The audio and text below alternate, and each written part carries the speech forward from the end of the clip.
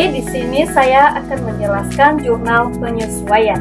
Jurnal penyesuaian dibuat pada akhir periode akuntansi untuk menyesuaikan saldo akun agar mencerminkan keadaan yang sebenarnya pada saat penyusunan laporan keuangan. Jurnal ini mencatat transaksi-transaksi yang belum dicatat, belum lengkap atau masih perlu diperbaiki agar sesuai dengan prinsip akuntansi akurat dan basis. Contohnya, beban yang masih harus dibayar atau expense, pendapatan yang masih harus diterima, beban dibayar di muka, prepaid expense, penyusutan aset-aset tetap. 2. Tujuan jurnal penyesuaian. Tujuan jurnal penyesuaian ini yaitu 1. Menyajikan laporan keuangan yang akurat dan wajar, di mana agar semua pendapatan dan beban dicatat pada periode yang sesuai sehingga laporan keuangan mencerminkan kinerja keuangan yang sebenarnya. 2. Menerapkan prinsip akuntansi akurat, yaitu di mana pendapatan dan beban diakui saat terjadi, bukan saat kas diterima atau dibayarkan.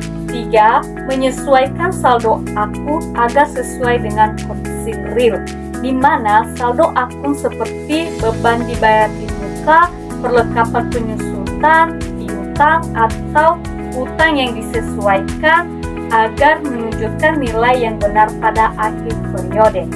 4. Mempersiapkan dan untuk penyusunan laporan keuangan, di mana tanpa judul penyesuaian laporan laba, rugi, dan neraca tidak akan akurat. 3. Dampak jurnal penyesuaian. Dampak jurnal penyesuaian ini tidak dilakukan atau salah pencatatan dapat menimbulkan beberapa dampak negatif, yaitu 1. Laporan keuangan tidak mencerminkan kondisi yang sebenarnya, di mana pendapatan atau beban bisa kurang atau lebih dari seharusnya sehingga laba atau rugi tidak akurat.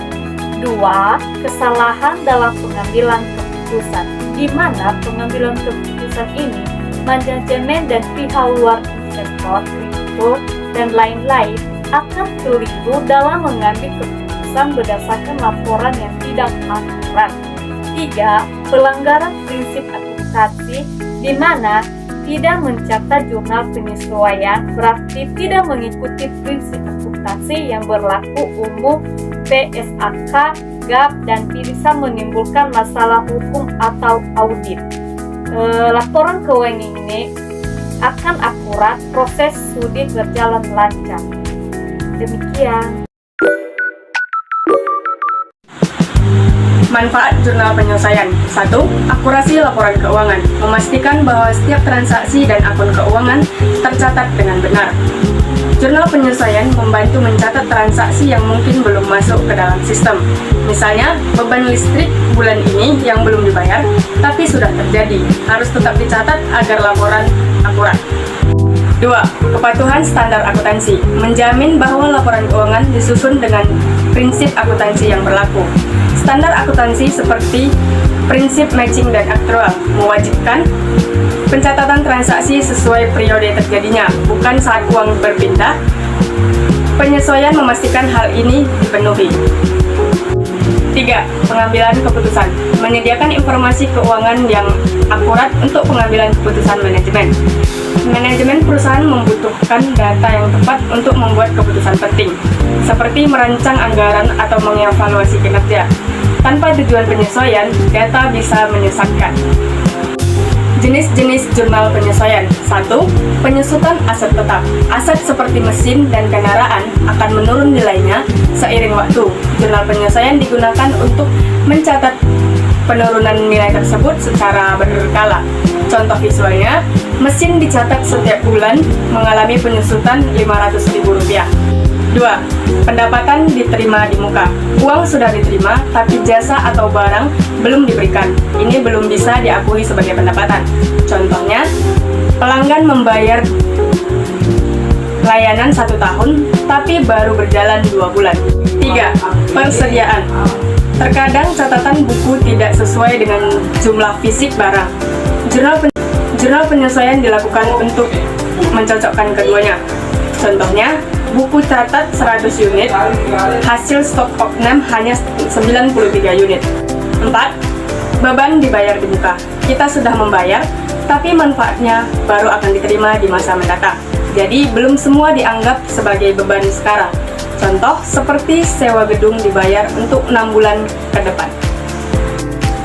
5. Beban yang masih harus dibayar.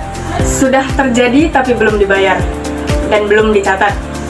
Harus dibuat jurnal agar beban ini muncul dalam laporan.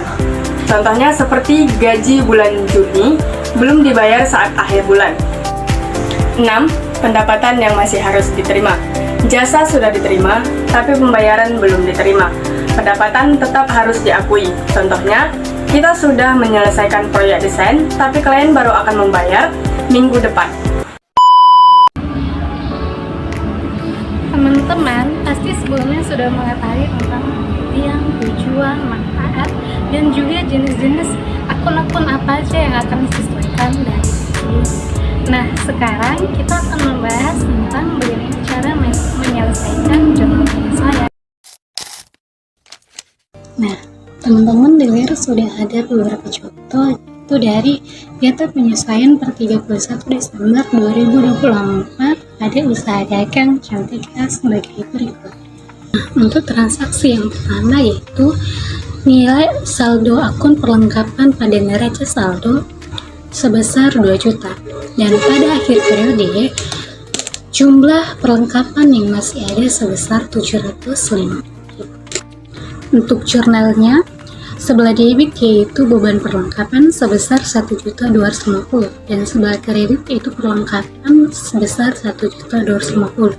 Nah, 1.250 ini dapatnya dari 2 juta perlengkapan awal tadi dikurang sama saldo akhir dari perlengkapan tadi sebesar 750, maka hasilnya 1.250.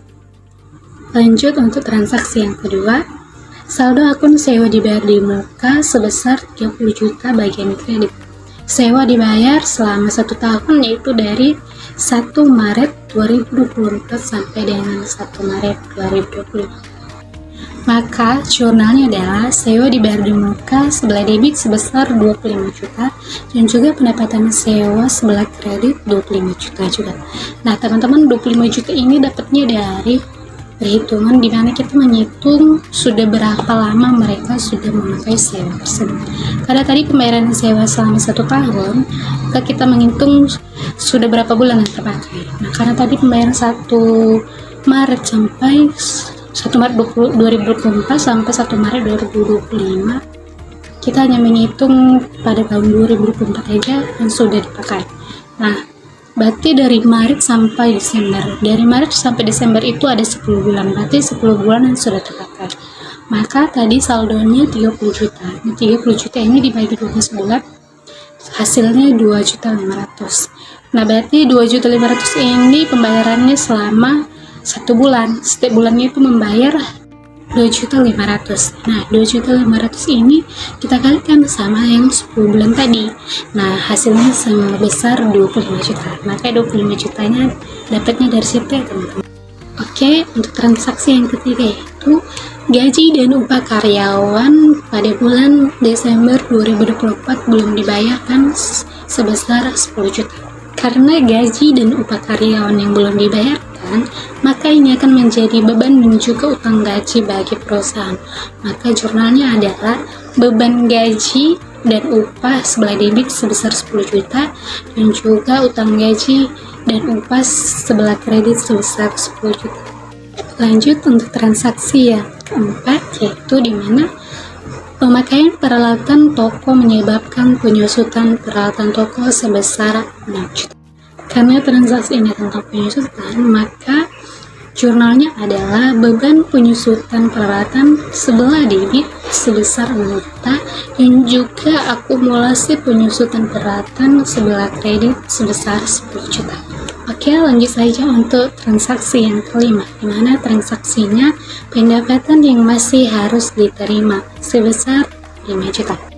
Nah, karena ini pendapatan yang masih harus diterima, maka bagi perusahaan ini akan menjadi piutang dan juga pendapatan. Maka untuk jurnalnya yaitu piutang usaha sebelah debit sebesar 5 juta dan pendapatan usaha sebesar 5 juta sebelah kredit. Oke, untuk transaksi yang terakhir yaitu di mana nilai saldo akun asuransi dibayar di muka sebesar 3 juta membayar dari 1 Juni 2024 sampai dengan 1 Juni 2025. Nah, untuk perhitungan pada transaksi yang terakhir ini sama dengan perhitungan transaksi yang kedua tadi ya teman-teman, dimana kita harus mencari sudah berapa bulan yang terpakai. Nah, karena tadi pembayarannya dari 1 Juni 2024 sampai 1 Juni 2025, maka kita menghitung sudah berapa bulan yang terpakai pada tahun 2024.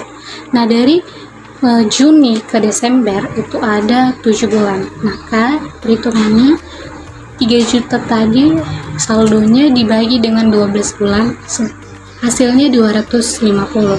Nah, 250 ini pembayaran dalam setiap 1 bulan ya teman-teman.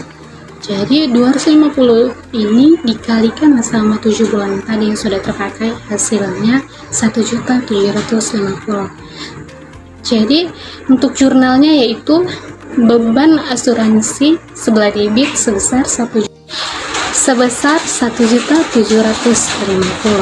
dan asuransi dibayar di muka sebelah kredit sebesar 1.750.000.